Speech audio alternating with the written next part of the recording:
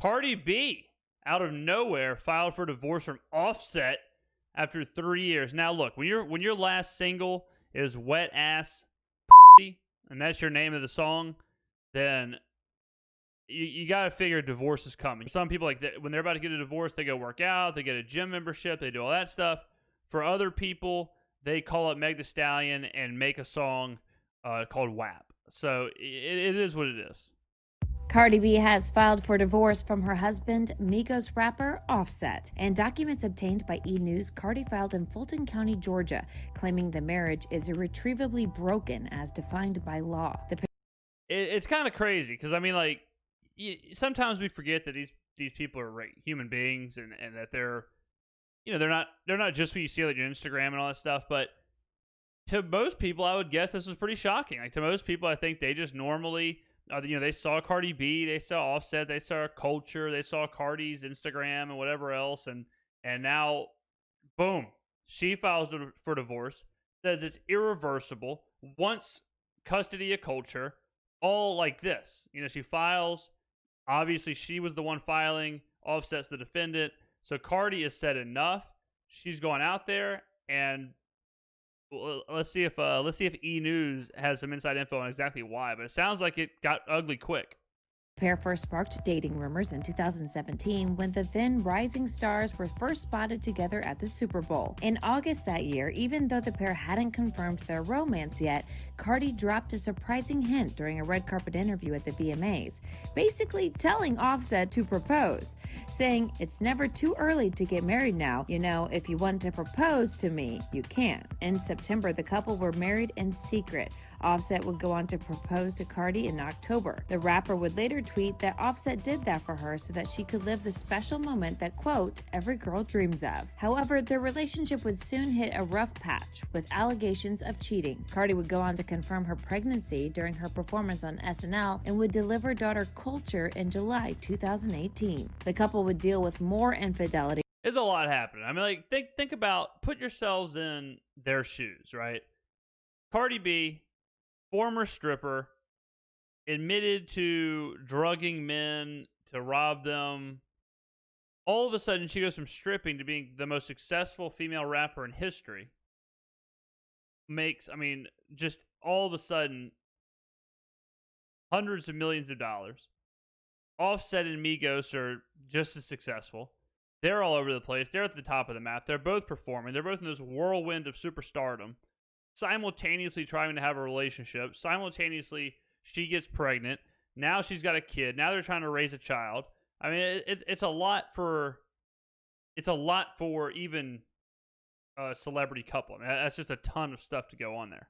Rumors that year and broke up once more in December. Offset did everything he could to win her back, going so far as to crash the stage of a Rolling Loud festival performance with apology flowers. By January, Cardi and Offset were rumored to be heading back to reconciliation, with the rapper confirming the news that month. That's it? You got nothing for me on why? Let's go back and see if we can read this thing. Let's see. Belcalis Marlanus Almanzar, a.k.a. Cardi B, and Kiari Kendrell Cephas.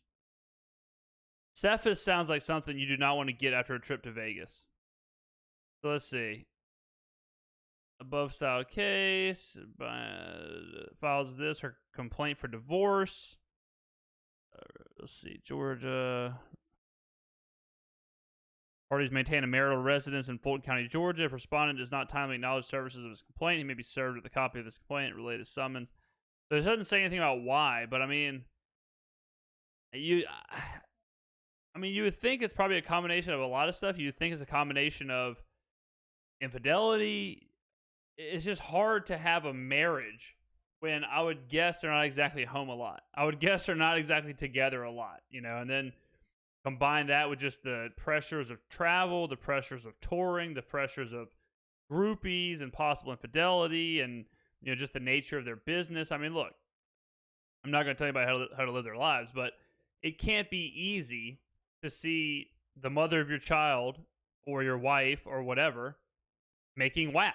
You know what I mean? Like, It's like, oh, honey, she comes home, you're cooking dinner. Let's just paint the picture. Offset's cooking dinner, probably like a lovely mushroom risotto. He's slaving over the stove and, whip, because you got to check the rice. You have to be focused on the rice. If you're not constantly stirring the rice on a risotto, it gets too firm. Everybody knows that. So he's super focused. He's letting it rip. And she comes home. Oh, honey, how was your day? He's wearing like an apron, very Martha Stewart. And she says, oh, my day was great. Oh, what'd you do? Well, actually, I wore a cheetah print outfit with circles cutting out for my nipples. And Meg Thee Stallion was there. Kylie Jenner was there. There was like a cheetah somewhere. We were working on my song. That song I was telling you about, WAP.